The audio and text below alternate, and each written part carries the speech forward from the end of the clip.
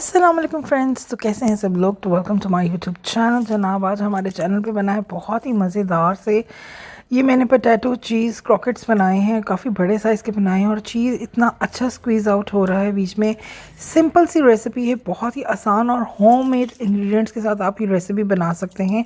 रमज़ान शरीफ की आमद है तो उसके लिए ये बेस्ट स्नैक्स है, तो ज़रूर ट्राई कीजिएगा स्नैक्स को। यहाँ पे मैंने हाफ़ के जी लिए हैं पोटैटोज़, और पोटैटोज़ को मैंने बहुत अच्छी तरह से मैश कर लिया। आप देख सकते हैं कि बहुत ही सॉफ्ट ये हुए हुए हैं, हल्के से नीम गर्म है। यहाँ पे हम सॉल्ट डालेंगे, इसके अंदर नमक डालेंगे 1¼ टी स्पून, यानी सवा चम्मच हम डालेंगे इसके अंदर नमक, और सवा चम्मच ही हम इसके अंदर डालेंगे black pepper. 1 teaspoon and ¼ teaspoon.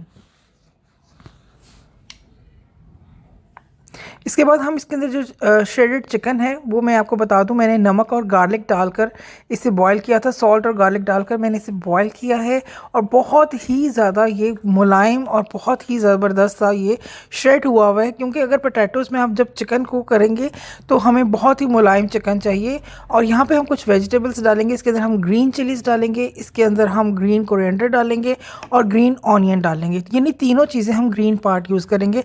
इसके अंदर रेड पेपर वगैरह यूज़ नहीं होगा। इसके अंदर हम ऑरिगानो डालेंगे, तकरीबन ½ टीस्पून जितना हम ऑरिगानो डालेंगे। बहुत ही मज़ेदार इसका फ्लेवर आता है। तो पोटैटोज़ की फ्राइड रेसिपी बहुत ही अच्छी है रमज़ान शरीफ के लिए। तो यहाँ पे हम शामिल करेंगे 2½ टेबलस्पून भर के डालेंगे हम कॉर्नफ्लोर का।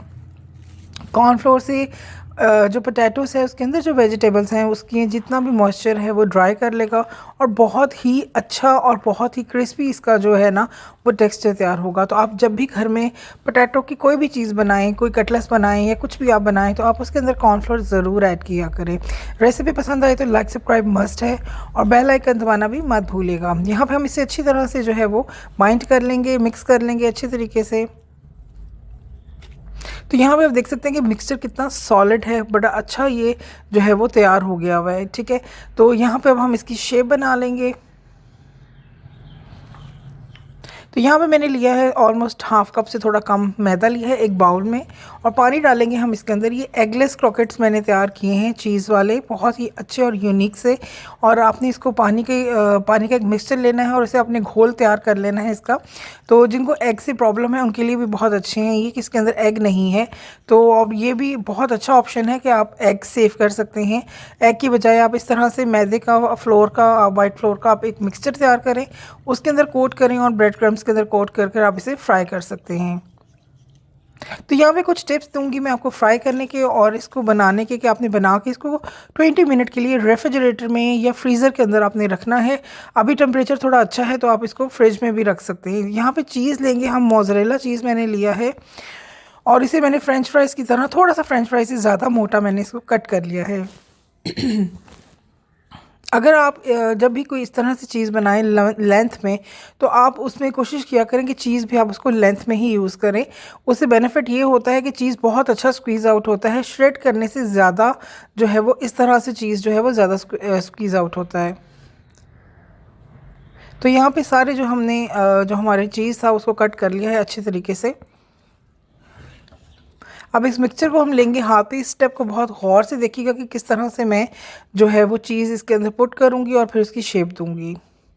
तो इस तरह से पहले हथेली पे हम इसे अच्छी तरह से फैला लेंगे और एक स्टिक हम इसके अंदर रखेंगे। आप देख सकते हैं कि स्टिक अच्छी खासी जो है वो बड़ी है, और इसीलिए ये जो क्रॉकेट्स हैं ये भी काफ़ी बड़े हैं, छोटे नहीं हैं। इट्स अ लार्ज साइज़ के पोटैटो क्रॉकेट्स। तो ये बहुत ही मज़ेदार और बहुत ही यमी सी रेसिपी आपकी झटपट से तैयार हो जाएगी। तो पहले रमज़ान शरीफ में बनाई इस तरह की रेसिपी, बहुत ही ज़बरदस्त थी। तो इसी तरह के सारे बना बना के हम रखते जाएंगे। अब आपने इसको उठाना है और इसको आपने जो हमारा मैदा और पानी वाला मिक्सचर था उसके अंदर आपने कोट करना है। तो अंडे की तो ज़रूरत ही नहीं है बिल्कुल। असल चीज़ होती है कि कोटिंग करना, तो बहुत बेहतरीन इससे कोटिंग होती है, बहुत ही बेहतरीन। एग की ज़रूरत नहीं है। तो यहाँ पर आप इसको ब्रेड क्रम्स, मैंने होममेड ब्रेड क्रम्स लिए हैं। ब्रेड को मैंने अच्छी तरह से चॉपराइज्ड कर लिया है और मैंने इसे फिर एक प्लेट में डाला है और इस तरह से मैं इसकी शेप दे रही हूँ। सारे क्रॉकेट्स इस तरह से चीज़ वाले तैयार करके 20 मिनट के लिए मैंने इसे फ्रीज़र में रखा था सेटल डाउन होने के लिए। कभी भी फ्रेशली पोटैटो की कोई भी चीज़ हो, आप उसे फ़ौरन से फ्राई मत करें, स्पेशली जिसके अंदर चीज़ होता है। क्योंकि चीज़ जो है वो बाहर निकल आने का ख़दशा होता है। तो और थोड़ा सेटल डाउन हो जाए आपके पोटैटोज़ तो फिर ही आप इसको अच्छे से फ्राई करें। बच्चों के लंच बॉक्स के लिए भी ये बहुत है, शाम की टी के लिए भी बहुत बेस्ट रेसिपी है और इफ्तार के लिए तो है ही बेस्ट। तो इस तरह से मैंने ये सारे तैयार करनी है। अब इसे मैं 20 मिनट के लिए जो है वो फ्रीज़र में रखूँगी। तो यहाँ पे 20 मिनट हो चुके हैं और ये अच्छे सॉलिड जो हैं वो अपनी जगह पे स्टेबल हो गए हैं। यहाँ पे मैंने 1.5 कप ऑयल लिया है। अब बहुत ज़्यादा ऑयल नहीं लिया और शैलो फ्राई करेंगे हम इसको। और यहाँ पे फ्लेम का मैं आपको बता दूँ मीडियम हाई फ्लेम है। यहाँ पे बिल्कुल भी लो फ्लेम मत रखिएगा। हर चीज़ कुक्ड हुई हुई है, जस्ट हमें इसे क्रिस्पी एक टेक्सचर देना है।